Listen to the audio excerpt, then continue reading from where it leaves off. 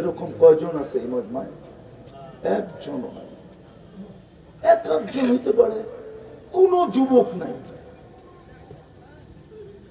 সারাদিন কি করলা যুবক, এটা বিষয় ছিল না। বিষয় ছিল যদি তুমি হাত উঠায় সরি বলতাম, বিষয় এটা ছিল। কি করছো এটা বিষয় ছিল না।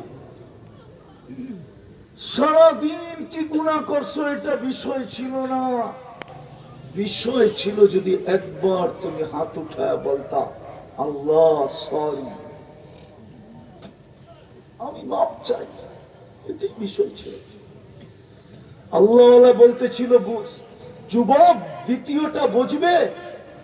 বলছে দ্বিতীয়টা কি বলো বাবা?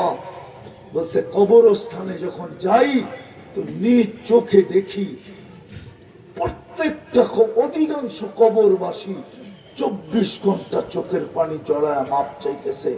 আল্লাহ একবারও তাকায়া দেখে না, এক সেকেন্ডের জন্য তাকায়া দেখে না। আর কোরআন বলে কোনদিন দেখবে না, না, না, না, না। আজকে ডাকতেছে, পায়ে হাত দিয়া বলি আসেন, যদি চান আপনাকে সোনা বানাইতে। আর যদি এটা চান, কোরআন যেটা বলে আরাজিতুম বিল হায়াতিদ দুনিয়া।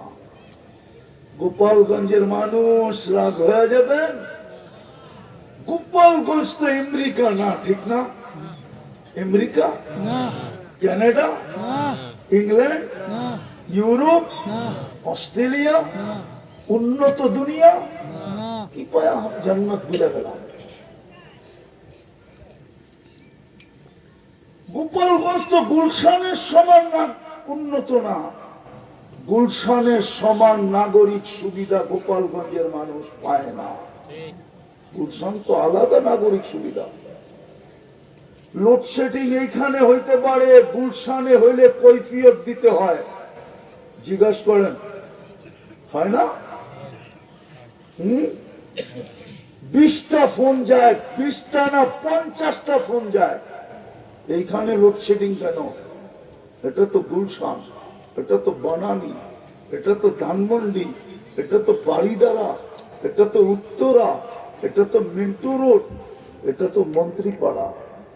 এইখানে লোডশেডিং কেন? কি পায়ে জান্নাত বুঝা গেলাম? যুবক কি পায়ে বুঝা গেলা বলো আমাকে?